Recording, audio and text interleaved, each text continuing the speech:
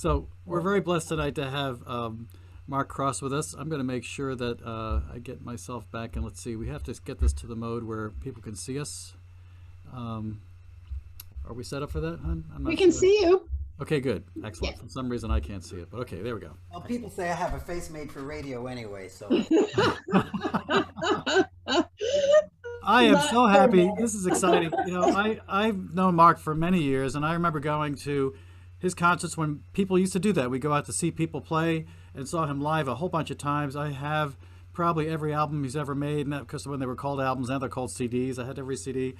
They're all around the house somewhere. Frankly, I listen to everything now online, but I spent some time over the last week or two just kind of cataloging all this stuff online so we can do a quick run through, a little sampling of everything he's done through the years here. So I think that'll be a lot of fun.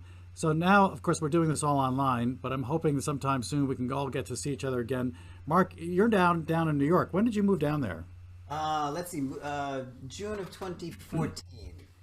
Wow. Yeah. And what motivated you to go to New York? Louise did, actually. I had met Louise, and she was living here in the city, and I was living up in Stoneham, in fact. And you know, that worked for a little while, but there was an awful lot of miles on the car. Oh, hey, there she is. Yeah.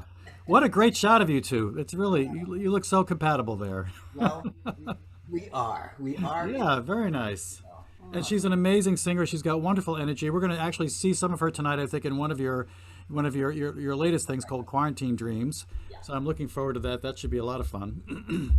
So let's give people a little taste of what you do. I'm going to basically share my screen, and this is one that goes way back to let's see, when was the Cacciatore album? I think that was oh gosh, you know what? I tell you, 1989.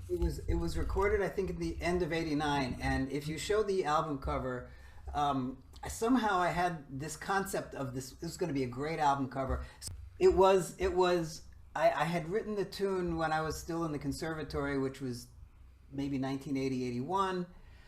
And I always had this idea, like somehow the word cacciatore came to me when I wrote this tune. I have no idea why, but then I had this concept of a picture that was going to go on a nice big 12 by 12 glossy album cover. And by the time I got around to recording it, it ended up on a 5 by 5 CD cover. So it wasn't quite. Well, by the way, there's a musical term that sounds a lot like cacciatore. For the life of me at the moment, I can't think of it. But there's any number of them. Yes, okay, those Italians. Okay, so let me share this with you now, and then I'm going to play the head for a little bit, and then we can talk over it a little bit as you can discuss, maybe share a little bit how you came about doing it and that sort of thing. Here we go. This is going to be treading water, I think, right? Yes. Yep. Okay, treading water. Right. Treading water.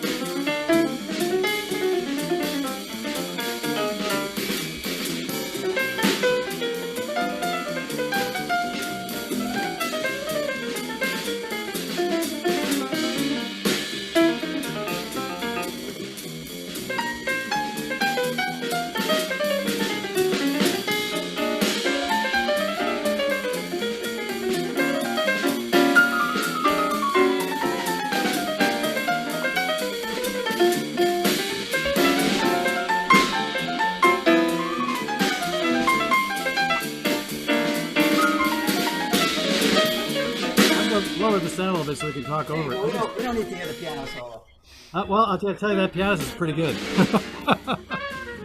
What I love is the way you develop it. You know, I like the way you start with this idea, then obviously you move it around a bit. But a good piano solo really moves someplace, and that's what you're doing here. I don't know quite how you guys do it, because I hear some performers and they just kind of, I don't know, they meander around. But I mean, yours seems to develop and grow into something that really works. How do you think about that? Or how do you go about doing that? Oh, Yeah, how do you make that, how do you develop it live so that it actually has, it almost tells a story? You have a way of starting with something and developing it. It's not just meandering around doing anything in the chord structure. I kind like to.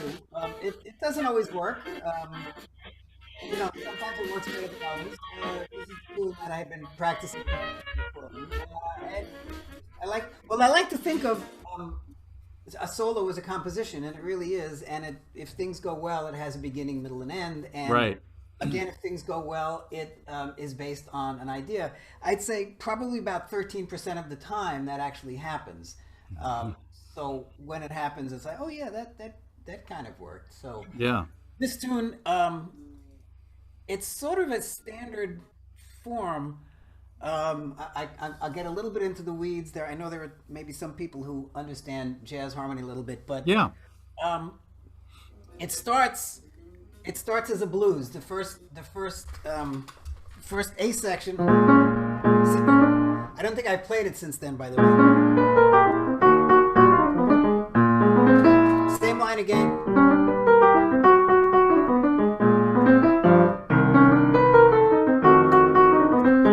It's the same line 3 times. But then what happens, if some of you may understand what I'm talking about, the rhythm changes, which is a really, really, really standard jazz form. The beboppers used it all the time. So what I did then, I got rid of the blues, and I went to what's called the bridge, like the middle section Right. of the rhythm section of the rhythm changes. So it's something like that. Same line, just descending. Yeah. And then the original melody only with the actual rhythm changes.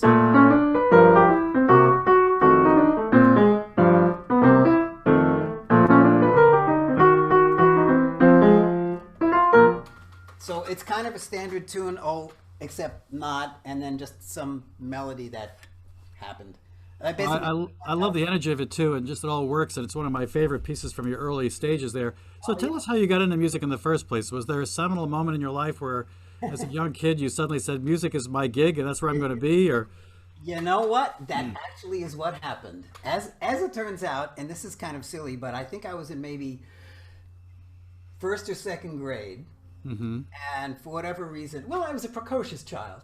And for whatever reason, I found myself reading, I think I was already taking piano lessons, but I found myself reading a biography on Beethoven. And, I specifically recall what a miserable childhood he had and what a miserable life he had and all that stuff. And then I finished the book and said, that's for me. That's what I'm going to do. And I just decided right then and there I was going to be a composer. wow. And so I took piano lessons throughout my childhood, and then it just kind of stuck with me. And then I guess sort of in junior high or something, I kind of started playing rock and roll. And then in high school, still played rock, was still taking classical piano lessons, playing rock music, and really got into the music of Frank Zappa. And then in early college, early mid-70s, I kind of started listening to more jazz. And it was really at that point I was listening to a lot of, Chick Corea, Return to Forever, fusion kind of things. And then someone turned me on to Thelonious Monk, and he actually specifically said, listen to Thelonious Monk, it'll change your life.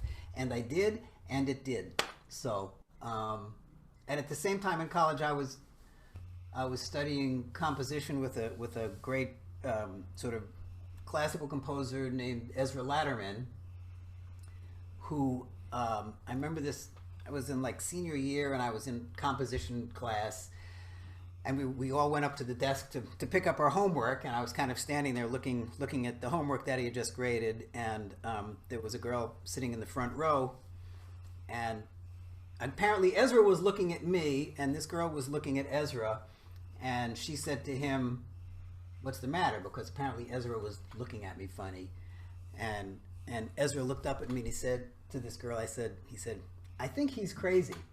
He got my attention, and I put down the paper and I looked at him and I said, huh? And he said, yeah, I think you're crazy for not going to grad school for composition. So Oh, wow. at that point, I said, well, okay, I'll do it then. So I studied with Ezra for another couple of months as a grad student, but And this is Binghamton, SUNY Binghamton, which is now Binghamton University. Yeah. And it was interesting because I was listening to jazz, I was playing jazz, but when I was with him, I was not writing jazz, and we kind of came to this, it wasn't going to work, So he said he could help me with composition, and I would fill in the jazz part. So that's what I think. My first big band chart, it was jazz, but it didn't have like standard jazz form. Anyway, so it was kind of that's how that happened. And then That's very cool. After a little while with Ezra, I went up to New England Conservatory and did a master's there, but not in composition because the performance department was easier to get into. So, so you did performance then? I was performance major, and there was some composition mostly with George Russell and I don't know. And Tom McKinley, another great jazz player and composer. And now were these performances were all jazz, I assume? Yeah, that's basically all I was doing at that point. Yep. Yeah. By the way, when I think of Zappa, one of my favorite pieces is Peaches and Regalia, where he plays everything, like minor third apart or whatever. Just really pretty, very, very complex kind of stuff. I was always a big fan of his, and interestingly enough, and maybe later we can talk about this, but later in life, as in the past few years, I have been taking to writing some stuff that is, I don't consider it jazz. I think, the classical players think it's jazz and the jazz players think it's classical. But I kind of find that, oddly enough, one of my more non-jazz, quote unquote, classical composing influences is actually Frank Zappa. Oh, wow. Well, we'll get there. Let's get there. Okay, we're going to get there. We're going to move forward. Let's see. We're going to move to your next piece that I have lined up here. Mr. Bones. Now, there's a great story on Mr. Bones, right? That's a different record. Yeah, there we go. Yeah. Oh, yeah, by the way, I should mention that the players on this band, in the Boston area, you might have recognized that flugelhorn as Herb Pomeroy. He played on these records. This one, this particular record is only a trio. Billy Novick and Herb Pomeroy play on it, but not on this particular tune. Ed Sorrentino is the drummer, and Mark Pucci is the bass player. The story behind this one, I had gone skiing. Well, actually, it was more like falling. And I broke a bone. Ouch. Yeah, exactly. And my daughter Joelle, who was probably about 3, maybe 4 at the time, somehow she said that Mr. Bones was angry with me. So somehow that kind of informed or inspired the tune. I don't remember. All right. Well, here goes. Here's some of Mr. Bones. Yeah.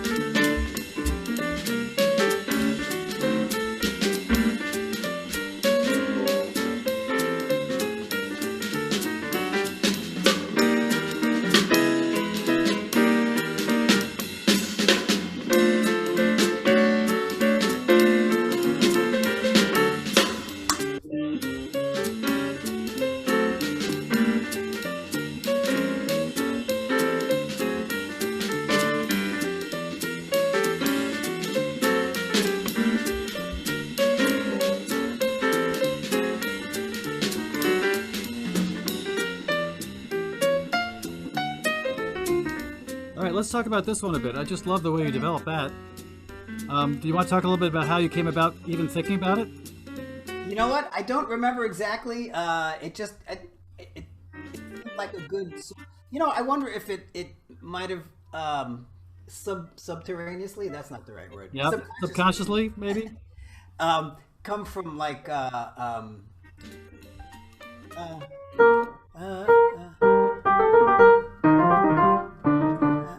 What is that? Not the Dance Macabre, the other one. Anyway, it's like the bone music, Yeah.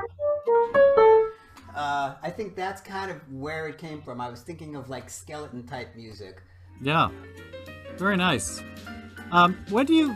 Is there a time of day that you happen to be good at composing? Is it first thing in the morning, or is it any time, or you have a process for it? No, it really it's some of it is just kind of when it hits. Or actually, it's mostly when I have the time. Yes. That's really what it is. Yeah. I have to be in a frame where I have the time to actually do it. Sometimes if I'm unlucky and I have some time that I can actually sit and play and not think about I need to be practicing for this or that, the other thing, I can just kind of drift and see where it goes and come up with something. So, by the way, I want to make sure some people have to leave early. I want to make sure that they know that you probably have most of these things written down. And if people want to buy a copy of the sheet music from you, they can probably do that, right? Sure, why not? Yes. And I know that all this stuff is on YouTube. By the way, there's another Mark Kross out there that writes some music. It's not anything like yours. So if you're typing in just Mark Kross, you're better off typing Mark Kross 5-piece trio or Mark Kross trio. But I encourage you, if you're going to buy the music, if you're going to listen to it, buy it. Buy it off his website. It's at markkross.com, I believe. Yes. Yeah, buy it off his website. I mean, as you may know, artists make very little money from Apple and CD Baby and all of those. But if you want to support your artist, please buy it off the website. I want to encourage that. Okay, let's move on to another one. This is great. So this is the Blues for My Hand album. And I think we have one more from there. Now, you'll have to explain what nasal jelly means. I'm afraid to even ask, but it doesn't sound good, but it's actually a fun tune. This was, believe it or not, I have a handful of tunes that somehow were inspired by my daughter. I think you've already heard one, right? Yeah. I think in the middle of there was, I don't know, my daughter again was very, very young, and she had a really bad cold or something, and the cold had kept her up. You can see where this is going, right? The cold kept her up, and she couldn't sleep. And if you have children, you know what I'm talking about. So you get up, and it's the middle of the night, and I know what happened.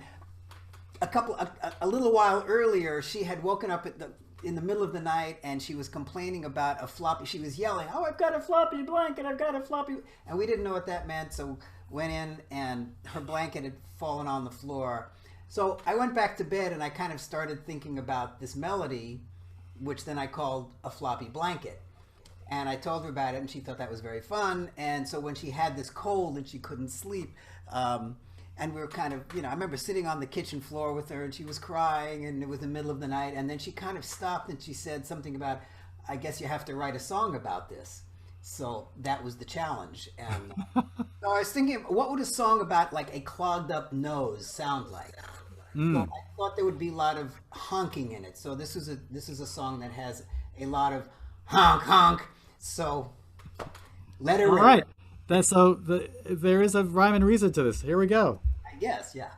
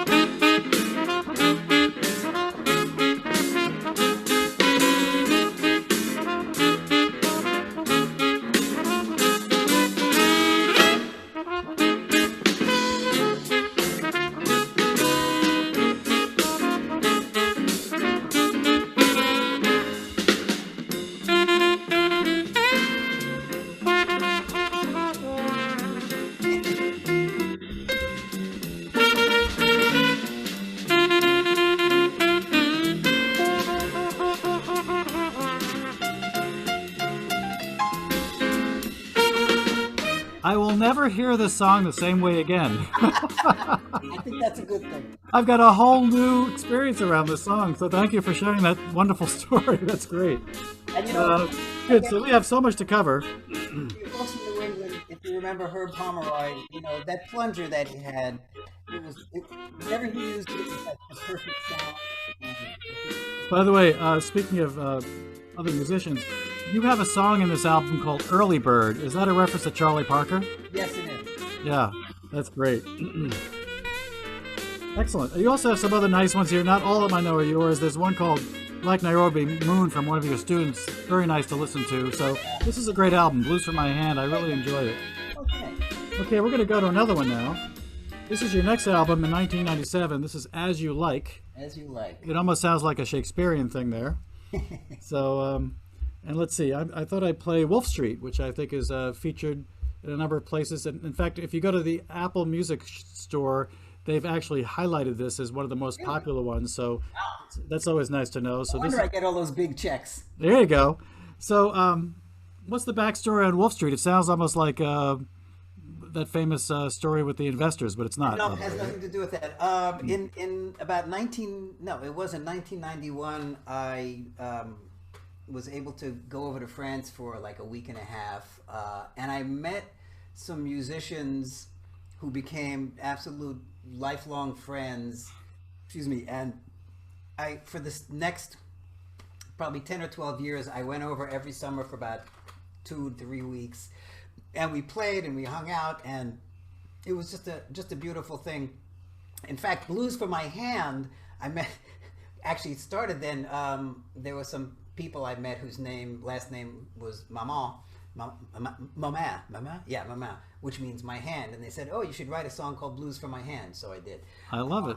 Wolf Street, there was a friend of ours over there whose name who lived on Rue du Loup, which is Wolf Street. So that was a song. In fact, As You Like was Comme Tu Veux. You know, I was over there and I was their guest. So whenever I asked, you know, what are we doing? What are we having?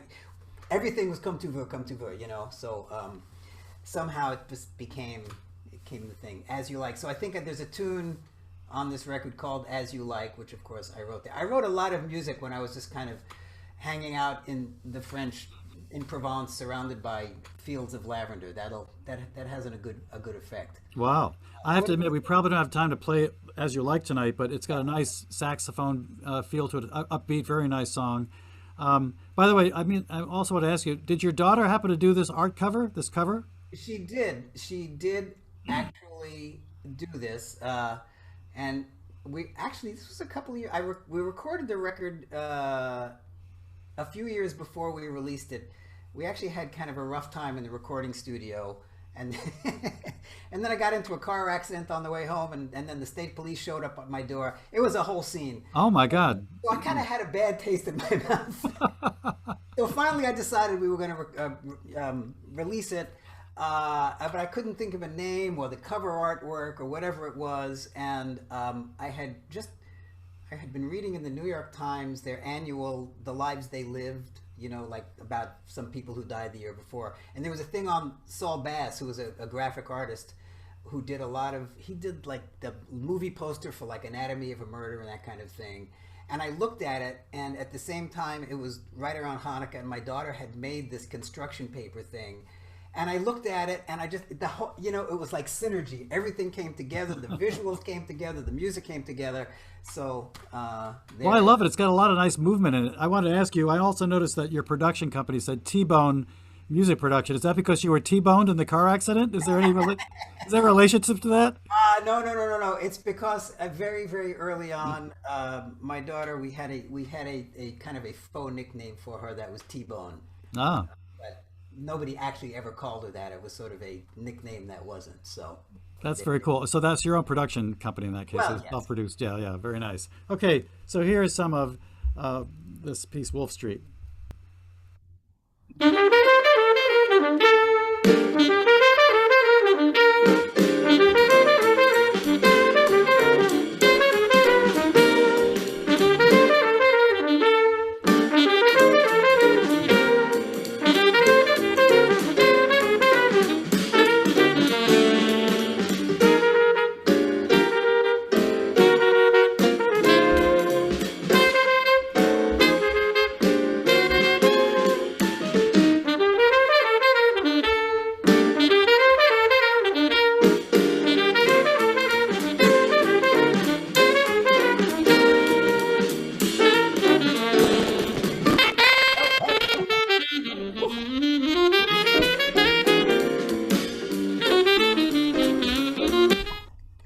So you cannot listen to this piece and not be tapping your foot. If anyone's out there not tapping their foot, there's something wrong with it. It's just such a great high energy piece.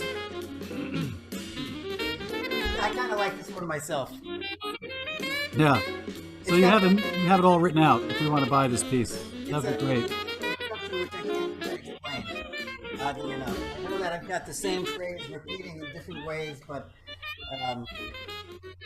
you know, the 3A sections are not the same, but I don't know. It seems subtly that they're not the same, but I do love the way you do that. I notice that's a technique that some of you jazz players do, and I think it's awesome, where you take an idea and just switch it up in different ways, both rhythmically and also with the notes. But it's cohesive enough that it flows so naturally, and yet is different. And so you almost feel, because it is similar, you feel like you know it and own the piece almost right away as you listen to it. It just moves organically in your head. It's just wonderful. So it's a nice technique. Well, I think with me sometimes it's like I have 3 different ways of playing the melody, so I can't decide which one I like best, so I include them all. I think that might Well, you know, Chopin was famous for never playing the same piece twice the same way, and some of the pieces I've learned, he does like 3 or 4 things in it that are, that he just didn't know which way to go, so he did a little of each of them just to cover the bases, So, okay, this next one is very different. It's not high energy at all. It's actually, the name is very appropriate. It's called In a Funk. And it is the perfect, by the way, I think this is also a perfect COVID-19 song, because it's just totally encapsulate the funk that we've all been in. So let me play a little of this one. Just got to get out of that for a minute and close that down and get into In a Funk. Here we go.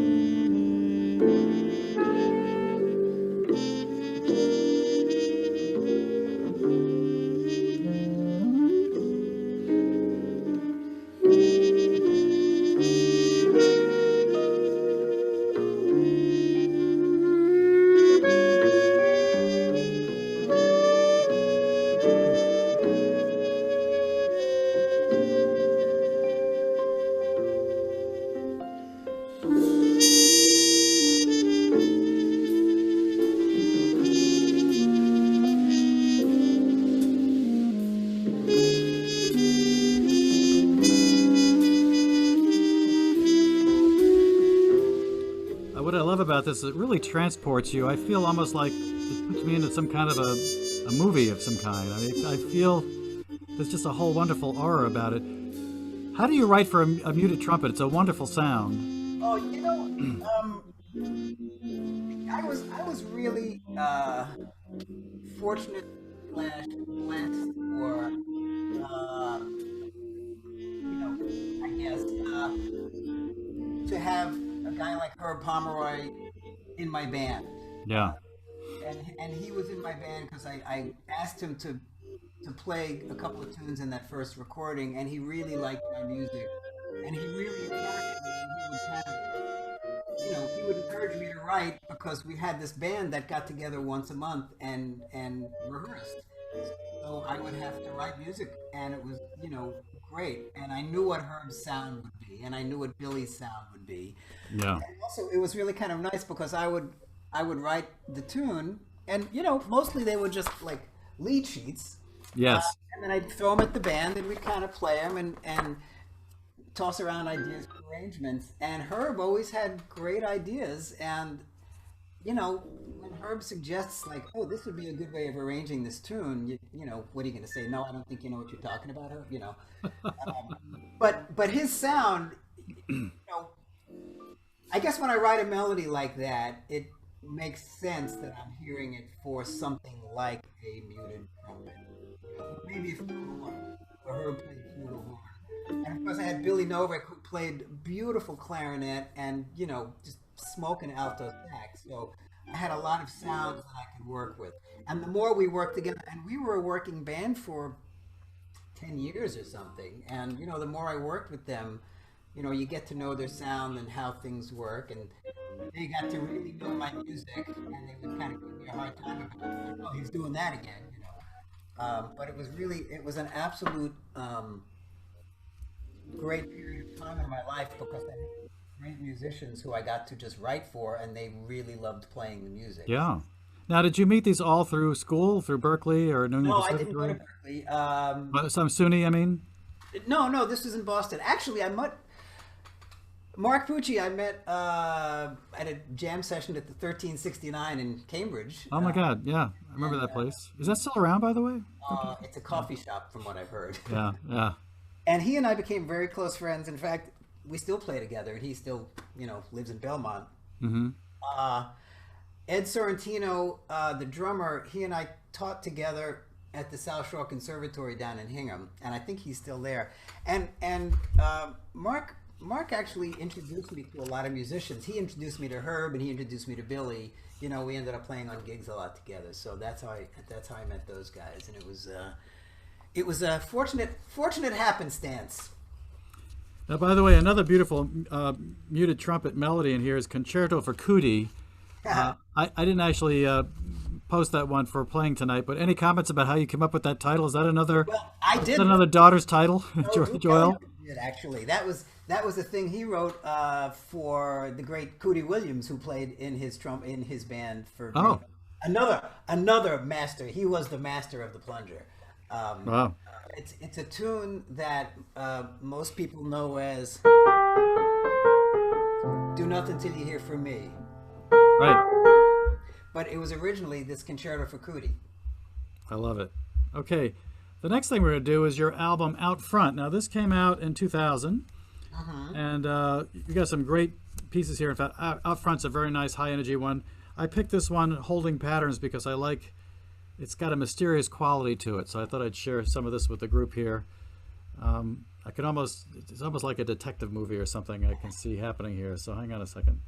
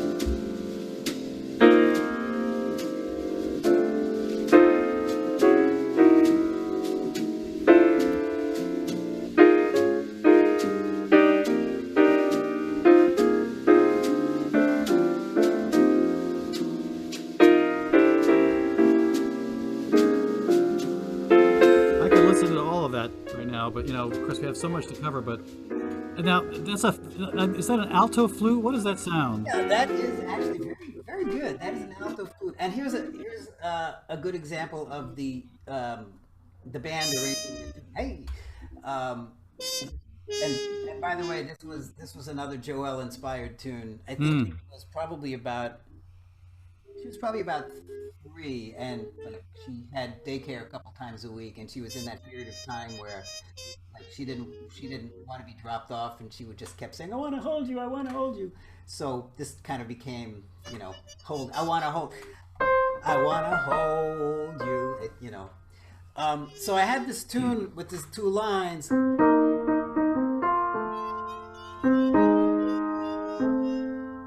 Uh, so again, I brought it to the band, and it was a very interesting. Herb, great player, but not really known for his high screaming beboppy chops.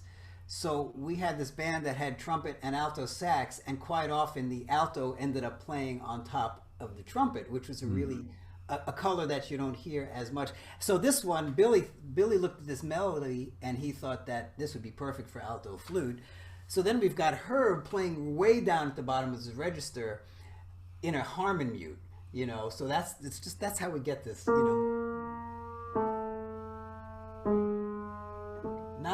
Not where you usually write for trumpet. And I don't think I did write for trumpet. But that's where it ended up. That's wonderful. So Joel had a lot of impact on your music, evidently. Yeah. So that's why it's called holding patterns. Is that Right. I was thinking it was something completely different, but okay, that's a great insight. Either Now, that or you picked the three tunes that she inspired. I guess you got a lot of nice high energy stuff on this album. I really love listening to it.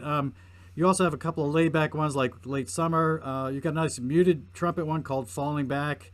You have one called Can of Worms. Is there a story behind that? Can of Worms, or it's just it just sounded like. No, hang on a second. Yeah, that one was not originally called Can of Worms.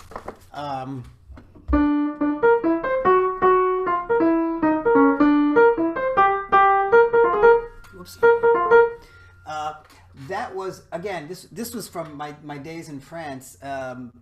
This one particular year, I guess I was over there and I played with like 3 or 4 of the same musicians all the time. So I think I wrote a tune that would kind of feature each one. This one I think featured the drummer, so it had a lot of space for drums. Yeah. And I originally called it His Name, which was Menio. And then I brought it back to the band, and instead of it being a straight ahead bebop tune, which is how I had conceived it,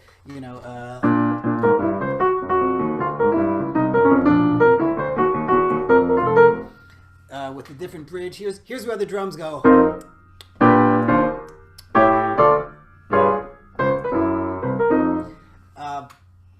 I got it to the band, and somehow we got this idea of just doing something completely different, and sort of opened it up, and it was probably like the most outside thing we had ever done. Herb plays this. Well, it's just basically, anyway, you're going to have to listen to it at some point, folks. Yeah. And then I guess at some point, somebody in the band, maybe Billy, said, well, I guess I opened up a real can of worms with that explanation, with that suggestion, whatever the suggestion was. I love it. It became Can of Worms. And that became the name. That's great. And it seems really appropriate to this tune, actually. Now, here's another one that I'm going to play this now. It's called Blue Cheese. You want to give us a little background on this before I hit the Oh, yeah, the I love number this here? tune, actually.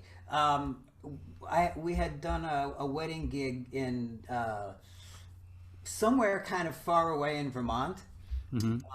So like at least a 3-hour drive from Boston. And one of the things I wanted to do while I was up there was I wanted to, there's these places in Vermont where you can go into like a country store and there's a big wheel of cheddar cheese and you could just get some cheese.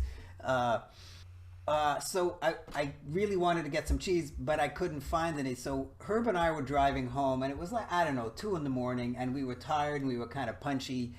And I kept thinking about cheese, and the two of us, we just started getting silly, and every sign that we saw, we just put the word cheese in. It's like cheese crossing next 4 miles, or, and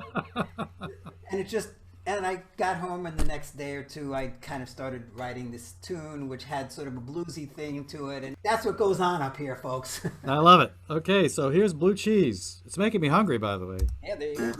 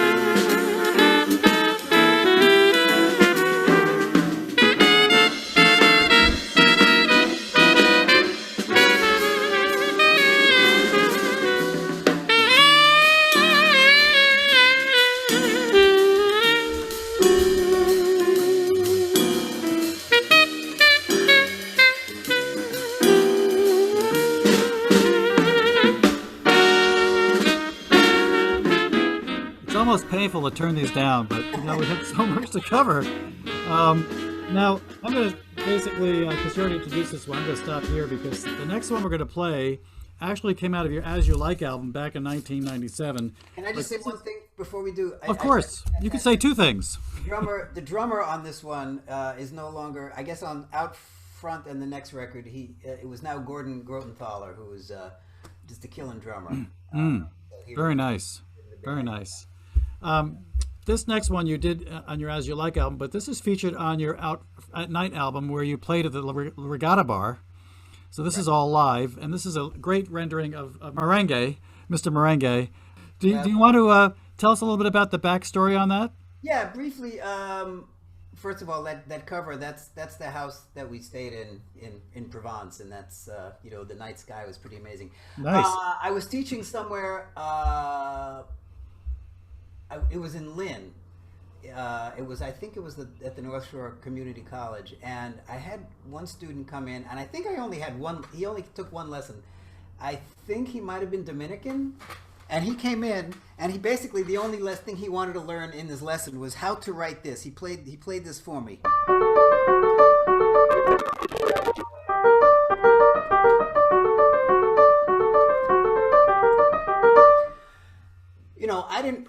I thought it was probably the coolest thing I've ever heard. I didn't really know that was like a really Afro-Cuban thing that is, that's basically what Latin American music is based on. It's called the Montuno. So I really loved it, and I kind of...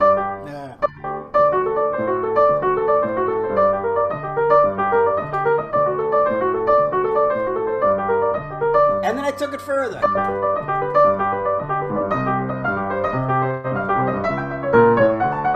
And then I put the klezmer ending on it. Well, I remember when you played this live, and I so loved it. I love this album, so I'm going to play some of this right now. Yeah, sure.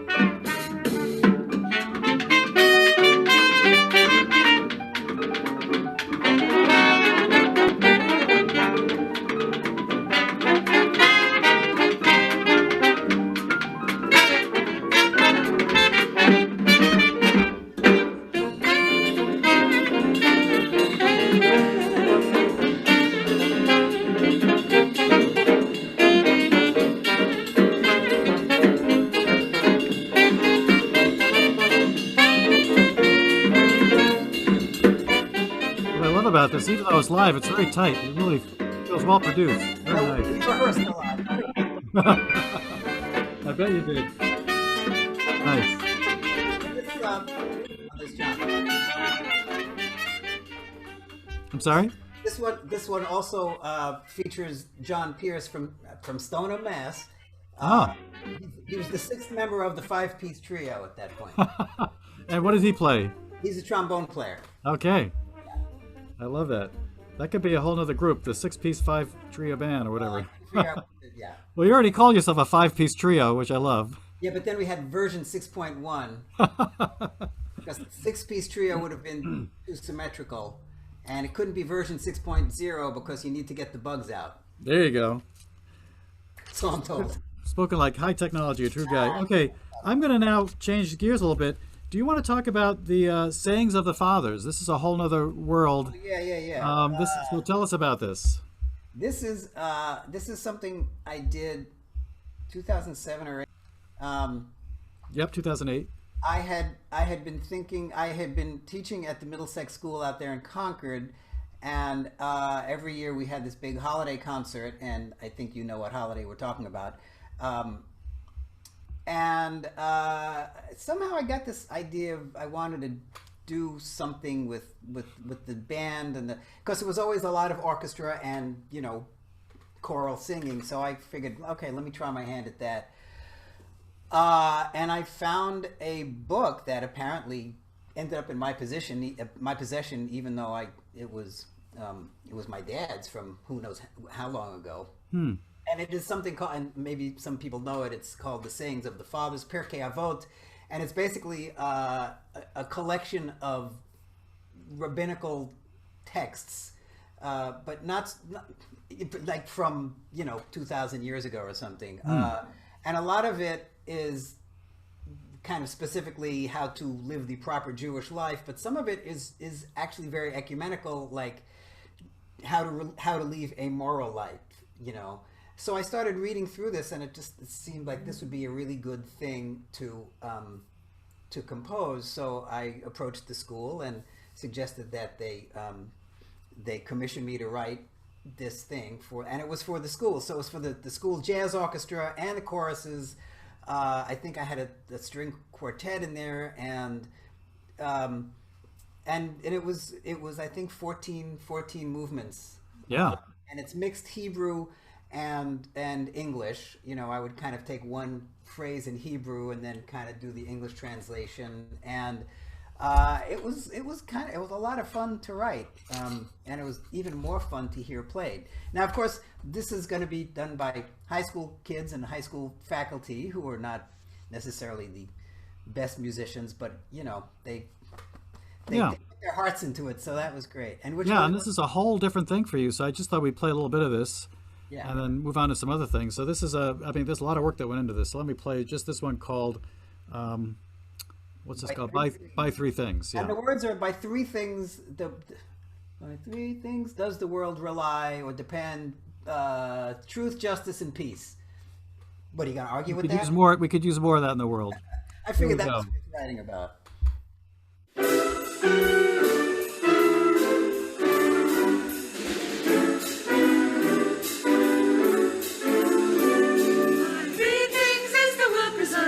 Three things is the world preserved. But three things is the world preserved. By truth, justice, and peace. But three things is the world preserved. Shalom, shalom, speak the truth. Be fair and just, and give your life to integrity.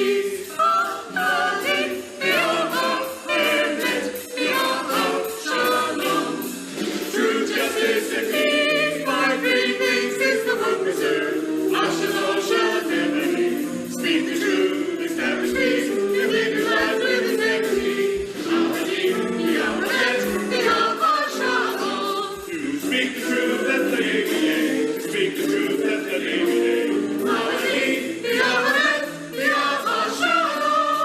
Justice is truth in action. Justice is truth in action.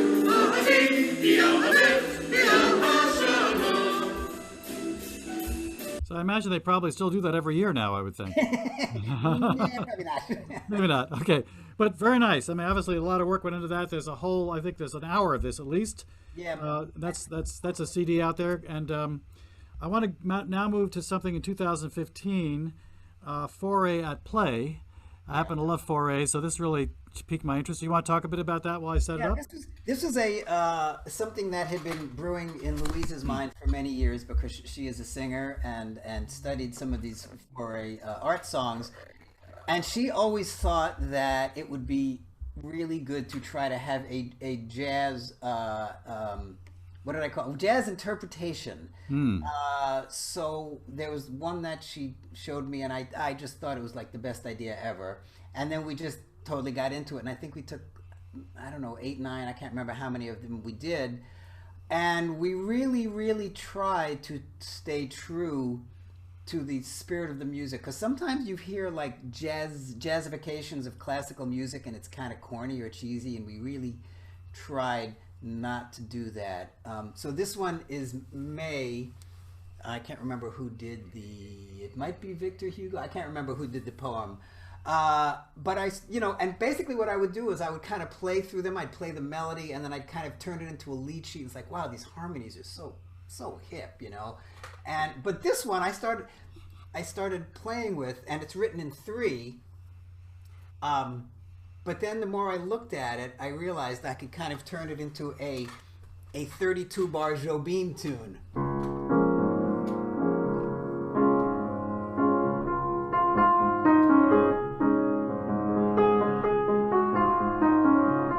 And the original melody was like, you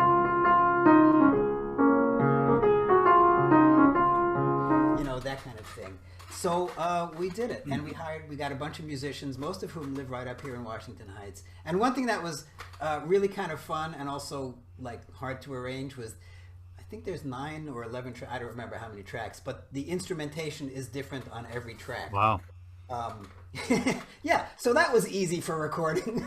Now, Louise speaks French so well. Do you guys speak French fluidly these days? No. Actually, I can speak passable French. Louise just got a lot of coaching. Oh, well, I just love the French language. So She did her homework on this one. okay, so here's May. Yeah.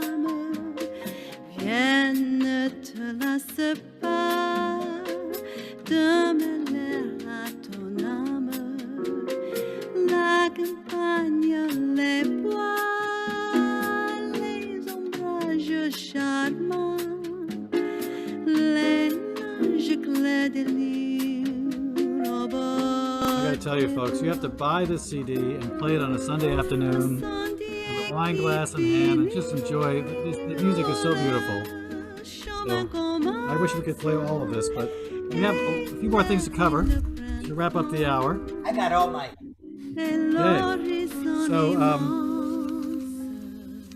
let's play. Tell us about the artwork you've been doing lately. Let's see. I'm going to bring up water music. Give us a little background on that. Yeah. Oh, so I guess having spent a little bit of time with this foray, I was really enjoying and appreciating the art song, which is something that really kind of started in the 19th century. It was a very popular thing to take. Which is what Foray did. Actually, Schubert, man, he wrote hundreds of these things where he took an existing poem and set it to music, which is what Foray did with all of his. And I kind of started thinking about that. And then Louise's dad was a composer himself, and he did a lot on the forefront of electronic music and computer generated music back when it was like punch cards, and it would take all night to like program that kind of thing. But he did a song. He did 3 different versions, and one of them was actually almost like Schumann, and it was by a poet named Robert Creeley. And we played this thing. It's like, oh man, I have no idea what this means, but it's very cool. So I thought, okay, I'm going to try my hand at it, but I want to find a poet. Well, I guess I started looking into Creeley, and what I really liked about him was, since I never did this before, I didn't want a lot of words. I didn't want to have to set hundreds of words to music. I need something that has like 9 words in it. So I stumbled across this Robert Creeley, and I totally loved his poetry because it was, wait a minute, is that what it? No, it was really. I guess the idea with poetry is it's you interpret it however you want. So I just started writing. I think I did 12 of his poems, but some of them have more than one version. So it ended up being 16 songs. So this is going to be 2 of them. This is water music, and this was recorded about 2 years ago. This was at Middlesex. I came up, and my friends there, Pearson Wetzel was the pianist, and Pam Murray, who's just a wonderful soprano. They did this little this recital for me. So here's Excellent. one or two. Thank you. Here we go.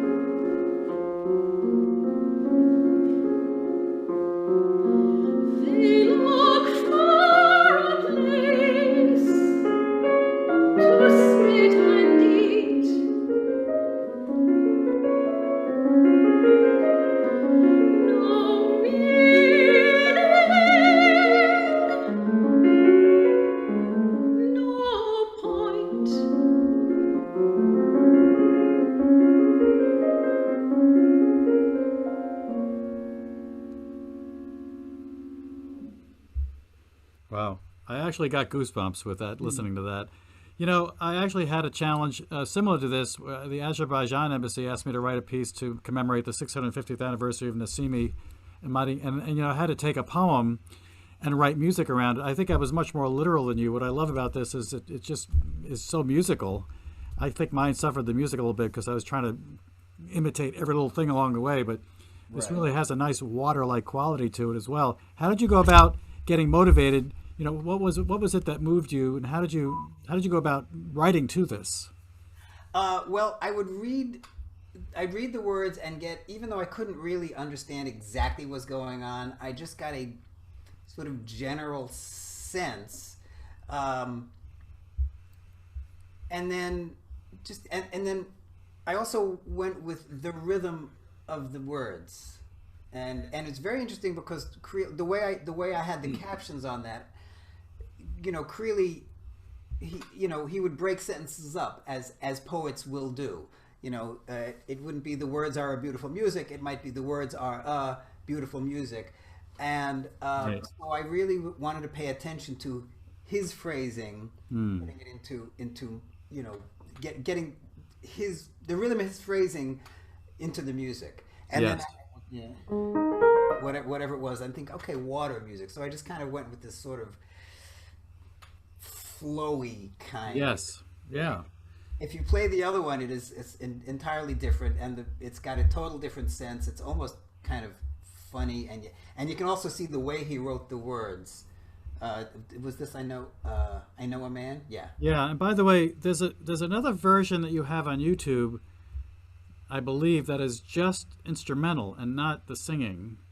Oh, that's great. Oh, I forgot about that. Got a picture of a car on it or something, or I don't know. But anyway, there's an I almost went to play that, and then I realized, no, you wanted me to play this version. So I'm glad it's the same, you know, there's an ensemble based around the corner here called Double Entendre, and it's an entirely double reed ensemble. It's a collective of about 12, 15. And they have this great grant from the city to play like in bars and play in parks, play in places that are not where you usually hear classical music. So I took a couple of these things and arranged it for them. That was really kind of fun. I think very nice. Okay, so this is I Know a Man. Yeah, this is kind of fun. By the way, this has if you pay attention, there's a little bit of almost a quote or a hint of a Beatles tune in this. Oh, I did not catch that. I'm going to look for it now. It's extremely subtle. No one has ever got it, by the way. Okay. As I said to my friend, because I am always talking, John, I said, which was not his name. The darkness surrounds us. What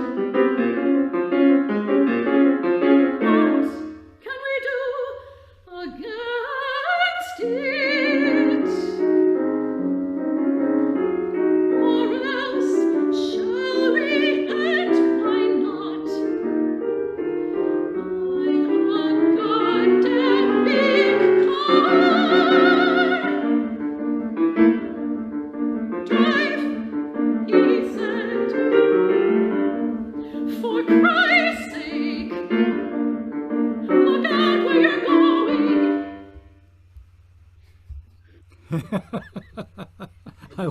how that ends. Now, okay, you have to tell me what the Beatles reference is because I'm not getting it.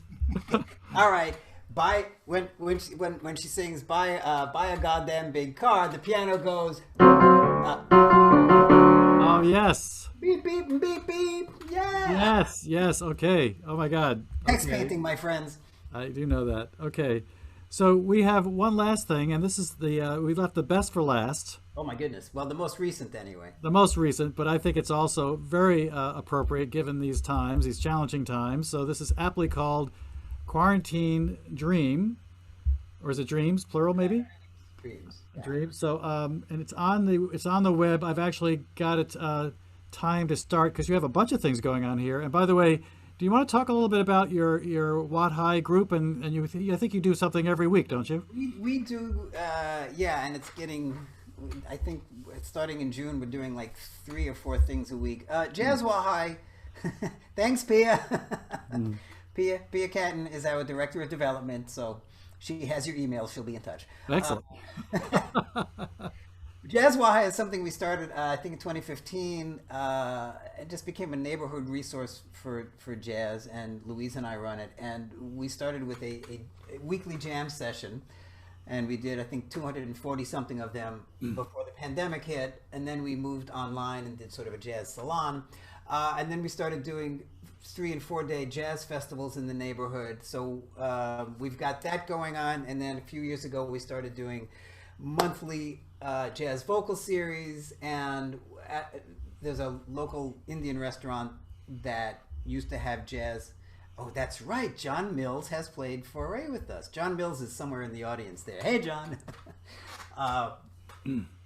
Anyway, so what we did, this restaurant used to have jazz every Friday night, but obviously they couldn't anymore. So we started producing it online every Friday night. So we just do a bunch of stuff, and we seem to be doing more, which is great. It's like this has become our purpose.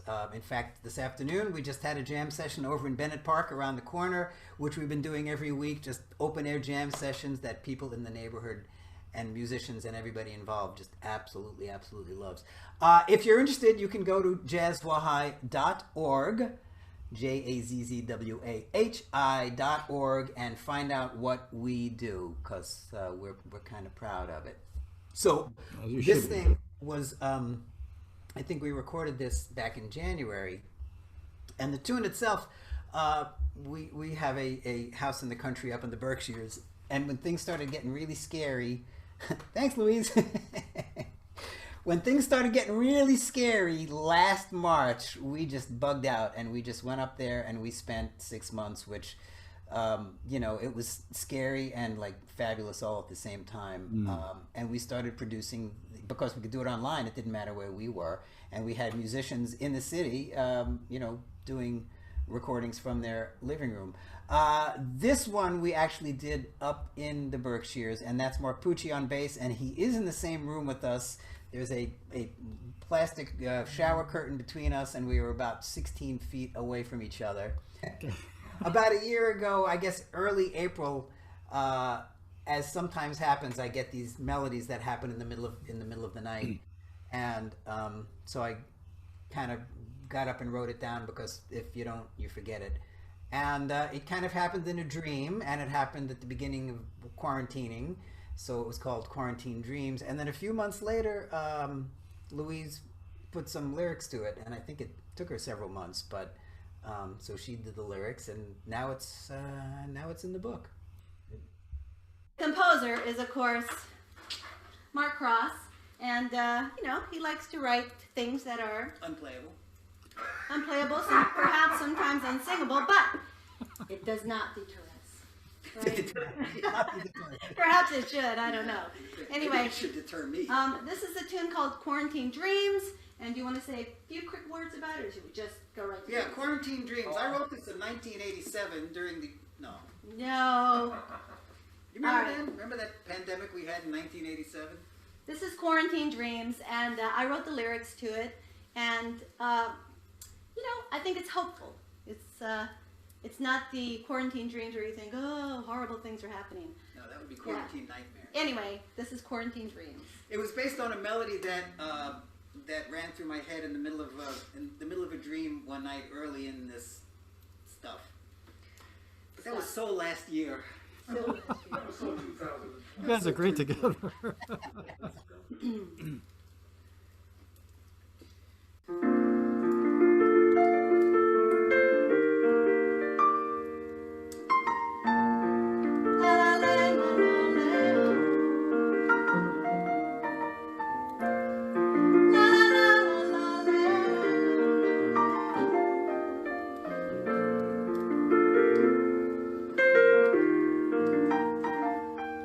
Alone inside my universe, in search of a melody, a song that is real, a hope that is real.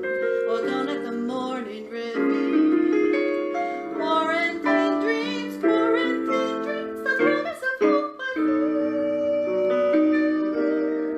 inviting you into my peaceful slumbers, melodies take flight, composing in the magic of a little lullaby, a song that is real, a hope that is real. Oh, don't let the morning reveal quarantine dreams, serene and silent with no fears, the promise of love, the song of hope appears.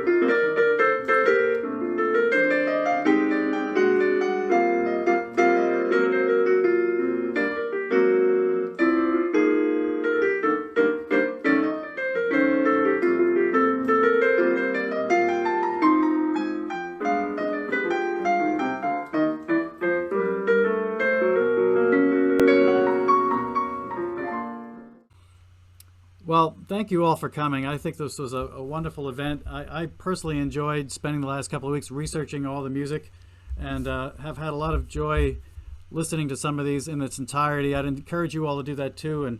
And you know, the Washington Heights Jazz Group there, Jazz WaHi .org. Certainly check that out. Check out markkross.com.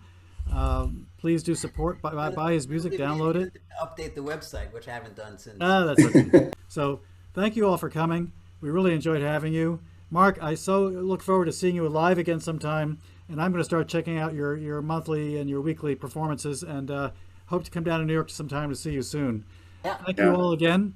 Please. That was fantastic. Thank you very much. Have a great night. Thank you all. Thank you. Patty. Hi, everybody. Great job, everyone. Perfect. This was super fun. Thank you. Thanks, Stacy. Thank you. Biggest fan in California. Probably true. My brother lives there. No, I'm saying I'll fight for first. I'll fight for first. You got it, Stacy. I didn't even invite him.